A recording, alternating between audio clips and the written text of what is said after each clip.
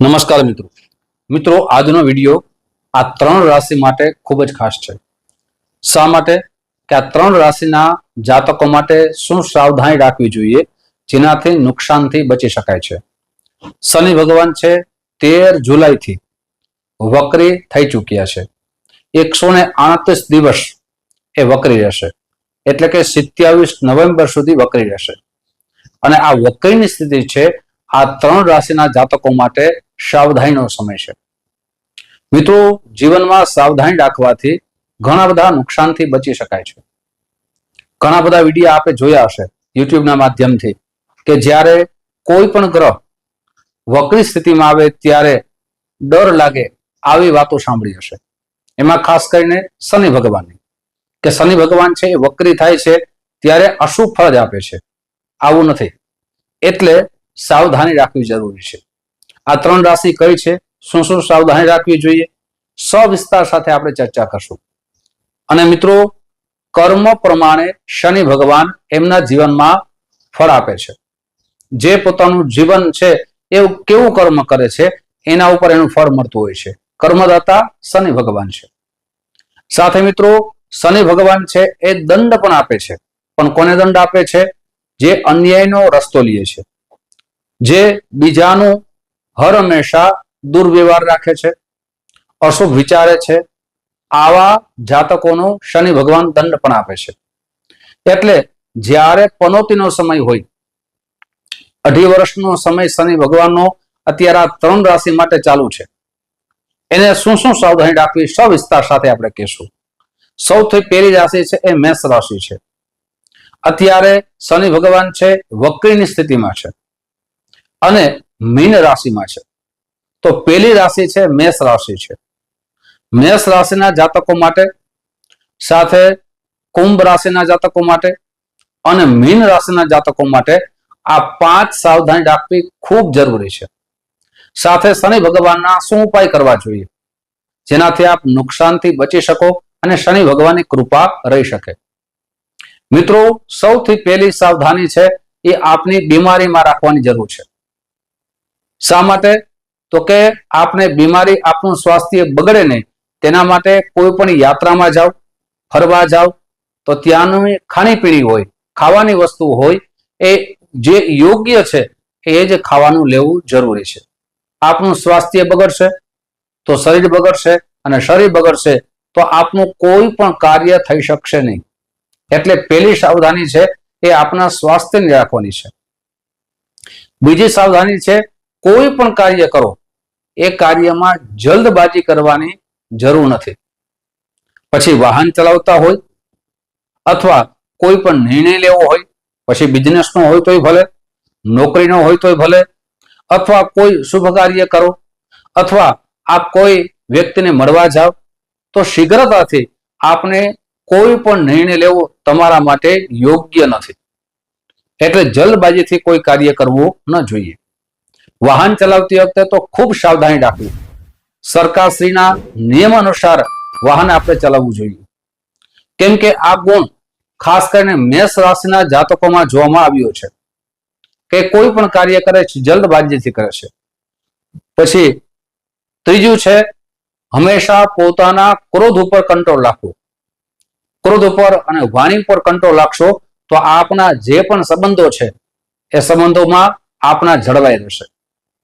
પછી મિત્ર હોય તો ભલે, આપના માતા પિતા હોય તોય ભલે, આપની પત્ની હોય તોય ભલે, આપના કોઈ પણ સંબંધ, આપની વાણી ઉપર, આપના ક્રોધ ઉપર આપ જેટલો કંટ્રોલ રાખશો આપની એટલી જ પ્રશંસા વધશે, આપનું એટલું જ માન સન્માન વધશે, આપની યશ કીર્તિનો વધારો થશે।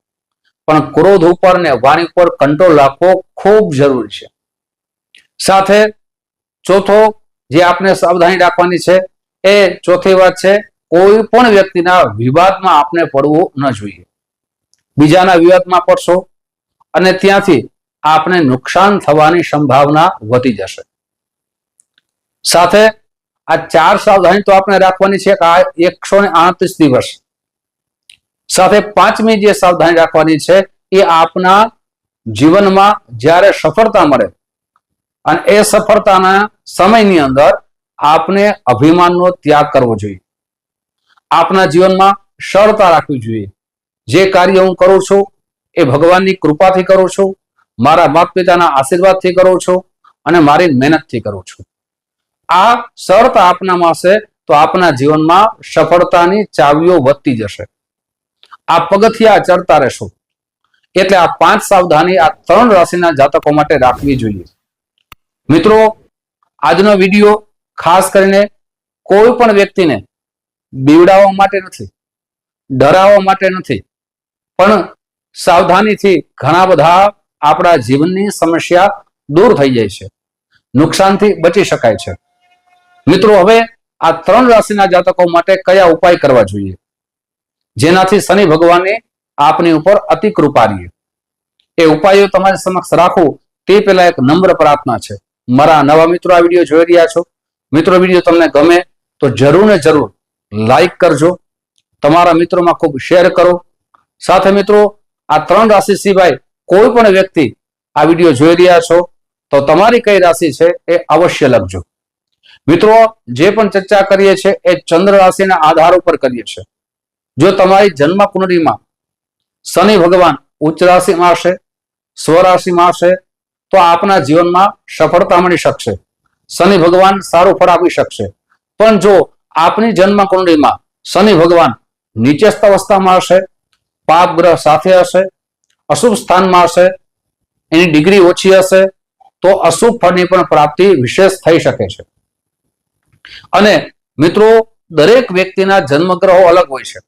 આપણે રાશિ ઉપર ચર્ચા કરીએ છીએ, ગોચરના ગ્રહો ઉપર ચર્ચા કરીએ છીએ. દરેક વ્યક્તિને દરેક વસ્તુ લાગુ પડે આવું જરૂરી નથી.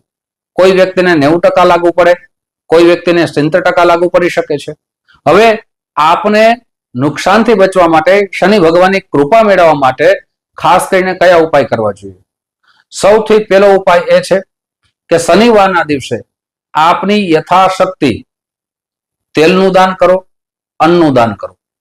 શનિવારના દિવસે જેટલા થઈ શકે એટલા શનિ ચાલીસાના પાઠ કરો, હનુમાન ચાલીસાના પાઠ કરો. શનિવારના દિવસે હનુમાનજી મહારાજના દર્શન કરો. આપ પાસે મંદિર હોય તો આપ ત્યાં જાઓ, દૂર હોય તો આપના ઘરની અંદર હનુમાનજી મહારાજના દર્શન કરો. સાથે પીપળાના વૃક્ષ નીચે આપ સરસવના તેલનો દીવો કરો. ત્યાં જગ્યા હોય, વ્યવસ્થા હોય તો ત્યાં જ બેસી શનિ ચાલીસાના પાઠ કરો અથવા શનિ સ્તોત્રના પાઠ કરો. ઓમ પ્રામ પ્રીમ પ્રોમ શહ આ બીજ મંત્રના 108 વખત જપ કરો.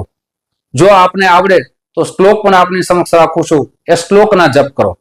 ઓમ નીલાજન સમાભાષમ રવિપુત્રમ યમાગ્રજમ છાયા માતન સંભૂતમ તન્નમામિ શનિશ્ચરમ. આ શ્લોકના જેટલા જપ થાય એટલા કરો. સાથે આપ ન કરી શકો તો બ્રાહ્મણ પાસે ખાસ કરીને કરાવી શકો છો. મિત્રો, આવી જ માહિતી તમારી સમક્ષ મૂકતો રહીશ.